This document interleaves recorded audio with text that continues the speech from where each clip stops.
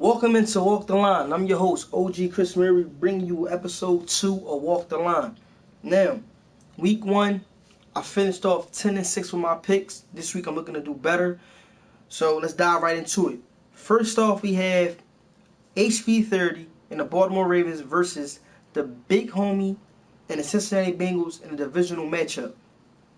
Last week was exactly what we expected with the Baltimore Ravens. Action Jackson with a lot of play action. This week, I see the same thing occurring. I don't see the Cincinnati Bengals figuring out a way how to slow down Action Jackson. And the thing about the Bengals is they're a good team, but they have to figure out how to get the offensive weapons involved. If they can figure out how to do that, get AJ Green going, get John Ross going, get Mixon going, and somehow figure out also how to take care of the ball, this can be actually a tough game for HP30. But this is the season, and when it compares to stick skills, I just don't see the big homie matching up toe-to-toe with HP30 and the Baltimore Ravens. And this week, my first pick will have to be the Baltimore Ravens taking a W over the big homie and the Cincinnati Bengals. Moving on to the second game, we have C. Robin, the Carolina Panthers versus Nasty Noop and the Atlanta Falcons. Now, these are two guys that know each other game style very, very well. Last week, both of these teams struggled offensively, and both of these teams did not take care of the ball at all on the offensive side of the ball.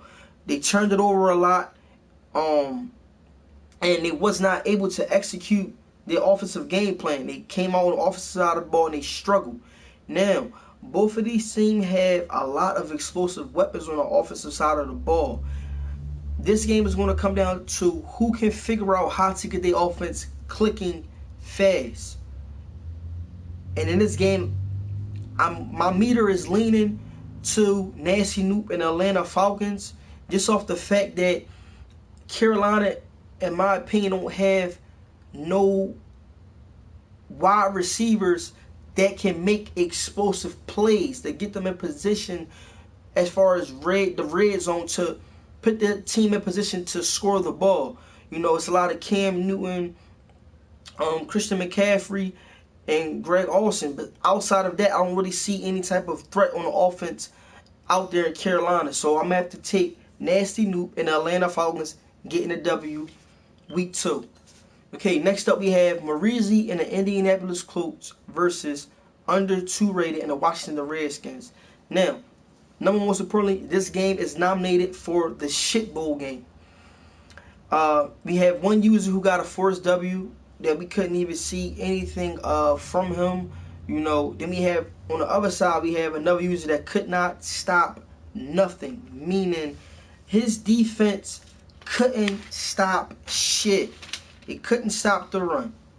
They couldn't stop the pass. And on the offensive side of the ball, they only had one red zone trip out of the entire game. Washington, I'm telling you right now, I don't know if you guys are packing it up and already planning for the offseason, but y'all got to get it together out there in Washington. But I'm giving you the benefit of the doubt in this game, and I think this will be a bounce-back game for under 2 rated and the Washington Redskins getting a W over Marizi and the Indianapolis Colts in week 2. Next up, we have SJ and the Houston Texans versus the Tennessee Darkness and the Tennessee Titans. Now, SJ came out last week and did exactly what I predicted him to do. Get an easy W over Dashmere and the New England Patriots. But that win wasn't so easy for SJ. He turned the ball over. And if I was to tell you people right now that he won the game with DeAndre Hopkins being held to a total of 8 yards, J.J. Watt, no sacks, Clowney, no sacks, and he still got a W over the Patriots, would you believe me? And I know a lot of you guys are thinking, hell no, I wouldn't believe you. But he did. He figured out somehow, some way, how to escape out of New England with the W. SJ, some free chicken, you got to get these guys going. You have to get these guys going if you plan on being in the race for the banner at the end of the season. You have to get these guys going. Now, you're going up against a good, on paper, Tennessee Titan team. But this team did not show me anything last week. Anything last week. You know, turned the ball over. Offense in the red zone, couldn't produce points. Couldn't convert on third downs. This team has so much talent. You know, but he did go up against a top tier user last week. So this week is pretty much the same thing. He's going up against a top user in the DML. So it's not like this is going to be a cakewalk. Darkness, you have to figure out how to convert points off of your drives. You cannot come out constantly punting, or interception. You have to learn how to be patient, take what the defense gives you, and produce points. But my pick for this game will have to be SJ coming out, getting a W over the Tennessee Titans. Next up, we have Matty Ice and the Philadelphia Eagles versus T-Pain and the Tampa Bay Buccaneers. Now, I picked against Matty last week, and Matty came out like he was playing with a chip on his shoulder. He dismantled the Atlanta Falcons. Dismantled. Wentz had an awesome game. Alshon Jeffrey, an awesome game. He showed that his name is Matty Ice, and I'm a top tier user in the DML for a reason. Now, this week he's going up against a Tampa Bay Buccaneers team that, in my opinion, got to figure things out there in Tampa. You know, they don't have no sort of identity yet, either on the offensive side of the ball or on the defensive side of the ball. You know, like I said, I don't know what's going on out there in Tampa. You know, they're partying a little bit too much. I don't know what's going on. But this week, I don't see them getting the job done against the Philadelphia Eagles. My pick for this game will have to be Matty Ice taking the W over the Tampa Bay Buccaneers. Next up, we have KP and the Kansas City Chiefs versus Flair and the Pittsburgh Steelers. Okay, Chiefs came out last week in a toe-to-toe battle with division mate, and he came out with a game plan and he executed it. You know, this is one of those guys that is going to come out and make you think outside of the box. He's going to take you out of your game. He's going to take things away from you that you have been probably practicing and labbing all off season with. He's going to take that away and make you think. Flair last week against the Cleveland Browns, I don't know what game plan he put together, but it did not involve Antonio Brown. Use the weapons, man, that man have blessed you with. You have one of the, on paper, top 5 offenses. Use them weapons, man. Don't be scared. You have Antonio Brown. Let Madden bless you, man. Let Madden bless you and let AB be AB, baby. You got to figure it out. You said that you had to figure it out, but I don't really think you did. In this game, man, I don't see you figuring it out. This is a tough matchup for you. I had the Kansas City Chiefs coming out and steamrolling over on Flair and those Pittsburgh Steelers. Next up, we have tight work in the Miami Dolphins versus Ness and the New York Jets. Okay. Now, like I told y'all last week, if y'all think that tight work is going to be or fall off of his square, he's mind fucking y'all. He's mind fucking y'all. He's mind fucking y'all. Y'all have to understand that he is a user that is going to pretty much, basically, he's going to be one of those users that's going to be always in the race for a banner every single season, no matter what team he has. Now, like I told y'all last week, this is the same exact Dolphins team from last season when he won 2 banners back to back. Now he's missing a couple pieces. But, like I said, this is the season. It comes down to stick skills. We don't have no rooms for no excuses. And this is a user right here that is going to come out and show you why he has 2 banners in the dynasty.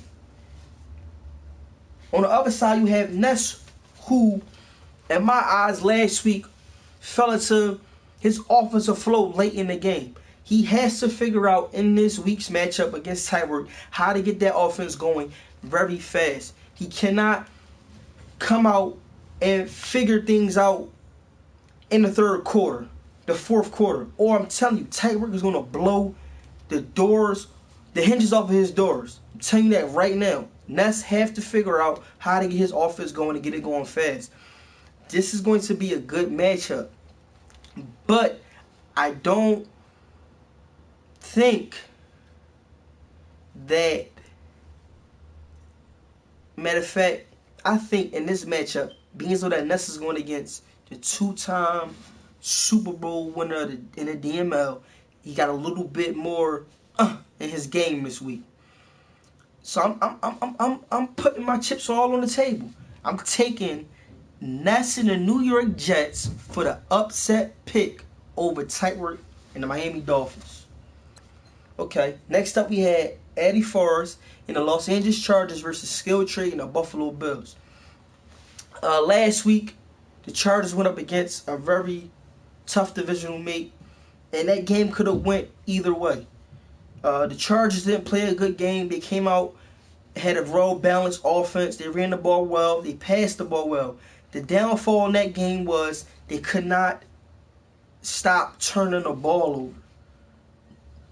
This is a no-brainer. This will be his bounce-back week, getting a W over the Buffalo Bills. Next up, we have Hamilton and the Minnesota Vikings versus Mo Booker and the Green Bay Packers. Okay, Hamilton was my upset pick of last week's game versus the 49ers, and he came out, and all I can say is that defense balled out. That defense came to play just like we know them to play. I'm telling you that right now. This week, I see that defense doing the same exact thing, coming out, shutting down the Green Bay Packers, and taking the W and moving to 2-0 heading into week 3.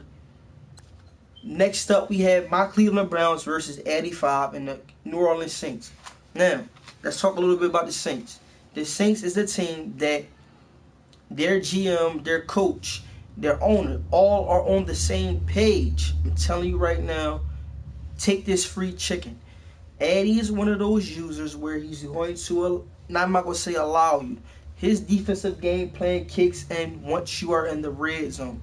If you cannot figure out how to produce points when you're given the opportunity to be in the red zone, you're going to lose against him every single time.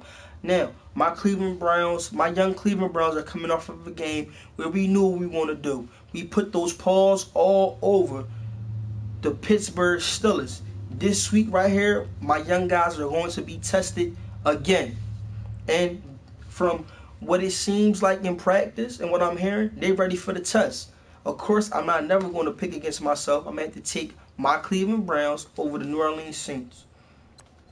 Next up, we have Taz and the Detroit Lions versus Sweets 99 and San Francisco 49ers. Last week, for some reason, after watching Taz in the game of the week, it seemed like he was playing too conservative. He was scared to take I'm not going to say scared, but I don't know what was going on. But he wasn't taking as many shots down the field of what I expected him to do. He was taking a lot of short routes and not actually testing that New York Jets defense. Not testing that secondary.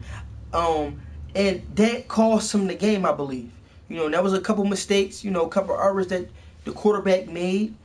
But in my opinion, he was playing too conservative on the offensive side of the ball and not taking those shots or, making the guy come out and respect your offensive game plan.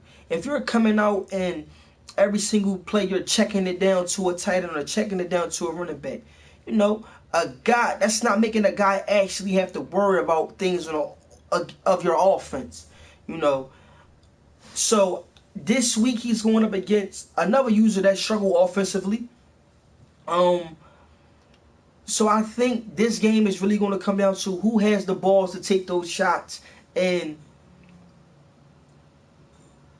not be scared. Let's put it like that. Who's going to come out and say what they chest this game and take those deep shots down the field, and not be afraid of throwing the IT. Now, like I mentioned before, this is the season. And I think this game,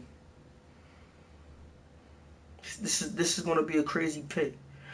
I'm taking Taz and the Detroit Lions over the San Francisco 49ers getting a bounce back W. Next up, we have Guwap and the Arizona Cardinals versus King Vitamin and the Los Angeles Rams. Now, last week we didn't get to see too much of the Rams because, they wasn't televised, but we got to see the Arizona Cardinals, and that team looked very, very, very dangerous. The offense could not do anything wrong. They ran for over 100 plus yards, passed for over 200 plus yards. They couldn't do anything wrong. Now this week he's going up against a better defense that are going to make that young quarterback make tough decisions. If he can come out this week with the same game plan that he came out last week with and execute it, I can see him leaving Los Angeles heading into week 2 with a W. But I don't think King Vitamin is going to allow that. I think King Vitamin and that front nasty four are going to shut down the Arizona Cardinals and take the W over Guwap and those Cardinals and head into week 3 2-0. Next up, we have Dashmere and the New England Patriots versus Expert and the Jacksonville Jaguars. I'm not even going to spend no time on this pick. Jacksonville coming out, blowing the New England Patriots the hell out by at least 15 points. Next up, we have Tone Dog versus JB and the Denver Broncos. Now, this is a game. We're gonna want to just talk about the Denver Broncos on this game right here. The Denver Broncos defense has to figure out how to get some identity. Meaning, like last week, they struggled. They struggled very bad. The offense came out and the offense played okay, but the defense, man, just couldn't get anything going. They couldn't get anything going against a Seattle Seahawks team that's pretty much, in my eyes, is a rebuilding team. But they couldn't get anything going, man. They just came out and they was out there playing flat-footed and they just got demolished. But this is a team right here that I stated in week 1 that's going to come out and play tough every week, no matter, how many points he get beat by in the previous week. He's going to erase that memory and come out with a new game plan. So Tone has to come out and execute, because like I said, JB is one of those users that can take a beating and bounce back next week. So if Tone does not come out and has a solid game plan and execute, his game plan, he will be taking the L. But I don't see that this week. I see the Oakland Raiders coming out, running the ball a lot with Marshawn Lynch, getting Amari Cooper going, and getting a W over JB and the Denver Broncos. Next up, we have Westside Pablo, the New York Giants versus HBO and the Dallas Cowboys. Now, surprisingly, HBO came out with a W week 1. This game is going to just, my fault. Saquon is actually suspended this game. So the Giants is going to have to figure out how to get a run game going. Because we already know that, they can pass. But if you don't have a run game going to balance out your game plan, a guy could just go out there and just drop his guys in the coverage have you force that rock, cause interceptions. So I think Westside Pablo, even though that Saquon is suspended and is being set down for this game, he has to figure out how to get his run game going to at least balance out the field so that way HBO is just not coming out game planning against the pass. Now, HBO on the other hand, he ran the rock very well in week 1, which we expected at Dallas. You know, they have the all-star offensive line, and they have Zeke in the backfield. But the wide receiver core is trash. You know, they're trash. Now, this game can go either way. But I just think that Dallas just has too many offensive weapons. You know, they have Ingram, Odell Beckham, Shepard. They have a nice group of guys out there that I don't think that the Dallas Cowboys secondary can cover. So I'm going to have to take Westside Pablo taking the W over HBO and the Dallas Cowboys. Okay, last game of the week we have Houdini and the Seattle Seahawks versus the Bus and the Chicago Bears. Now, if y'all don't know by now, I'm telling y'all right now, DML users, y'all better wake up. The Bus is for real. I don't know what's going on out there in Chicago. I don't know if the Bounty Gate is out there, but them dudes is coming out and they hitting hard. They hitting hard. Every hit, every tackle in that game last week, it felt like they was trying to put a player to sleep.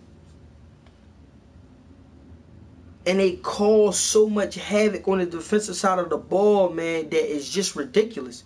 So Houdini played a good game last week, but I think he's going to have to bring a lot more to the table this week, man, and figure out, because he's going to the Chi-Town. So he's going to have to figure out, one, I'm telling you, practice all this week on telling you guys how to take a hit, because they're going to come and they home too. Don't drink none of that water out there.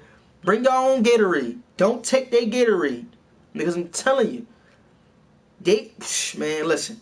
All right, just listen to what I'm telling you here. You better strap up, because them boys is coming. You know, you have to bring a little. You played the good game, a well executed game, week 1, but week 2 in this matchup, we need a lot more. I'm telling you, gotta put your big boy pants on. But in this game, man, I can't see it. You know, not now, not in the future. I cannot see the Seattle Seahawks taking the W over the Bus and the Bears in Chicago. So I'm going to take the Bears, taking it week 2 over the Seattle Seahawks, heading into week 3, 2-0. Those are my picks for this week. Drop a comment.